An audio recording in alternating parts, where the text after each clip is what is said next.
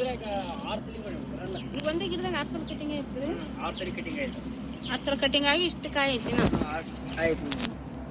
ಇನ್ನು ಹೂ ಕೂಡ ಬರಕಬೇಕು ಮೇಲೆ ಎಲ್ಲ ಗಿಡ ಹಿಂಗ ಬಂದ ಮೇಲೆ ಗಿಡ ಮಾತ್ರ ಕಮ್ಮಿ ಅಂತ ಇಲ್ಲ ಮೇಡಮ್. ಅದೊಂದು ಗಿಡ. ಏನ್ ಪತ್ರಿಶ್ರೀ ನಮಸ್ಕಾರ.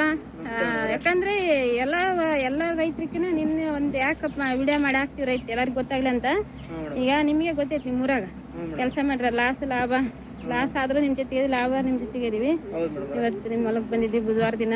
ಏನಪ್ಪಾ ಏನಾಯ್ತು ಏನಿಲ್ಲ ಸ್ವಲ್ಪ ಹೇಳ್ಬಿಡ ರೈತರಿಗೆ. ಎಲ್ಲಾ ಲಾಸ್ ಆಗೈತಿ ಮೇಡಮ್ ಈ ವರ್ಷ. ಲಾಸ್ ಆಗೈತಿ. ಬರೀ ಆಗಿರೋದ ಇಟ್ಟಿರೋದ 1.5 ಲಕ್ಷಕ್ಕೆ 5 ಖರ್ಚು ಇಟ್ಟಿನಿ. ಆದ್ರ 1 ಲಕ್ಷ ಯಾಕೆ ಆಯ್ತು ಮೇಡಮ್ ರಾಟೇನ.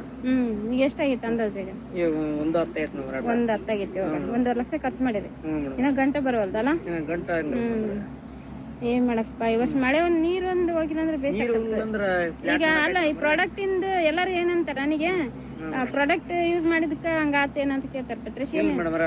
ಅವಕ್ಕೇನ್ ಸಂಬಂಧ ಮೇಡಮ್. ಒಳ್ಳೆ ರಿಜೆಕ್ಟ್ ಬಂತ ಮೇಡಮ್ ನನ್ನ ಹೊಲ್ದಾಗ. ಮಂದಿದ್ ಹೆಂಗ ಗೊತ್ತಿಲ್ಲ, ನನ್ನ ಹೊಲ್ದಾಗ ಮಾತ್ರ ಬಲ್ ರಿಜೆಕ್ಟ್ ಬಂತ. ಯಾಕಂದ್ರೆ ಬೇರೆ ಒಂದ್ ಔಷಧಿ ತಂದು ಇಲ್ಲಿ ಹೊಡೆದಿಲ್ಲ, ನಿಮ್ಮದೇ ಕೊಟ್ಟರೆ ಹೊಡೆದ್ರ ನಾನು.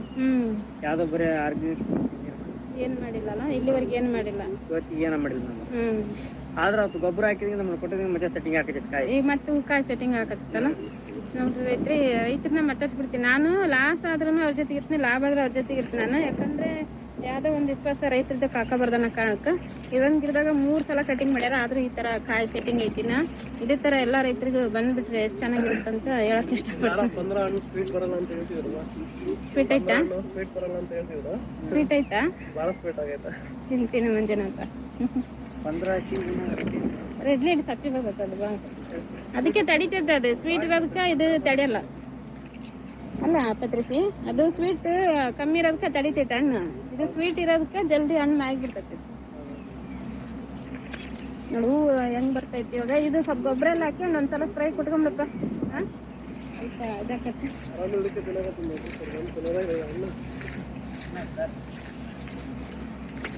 ನೋಡ್ರಿ ರೈತರಿಂದ ರೈತರಿಗೆ ಇಷ್ಟು ಮಾಹಿತಿ ಇರುತ್ತೆ.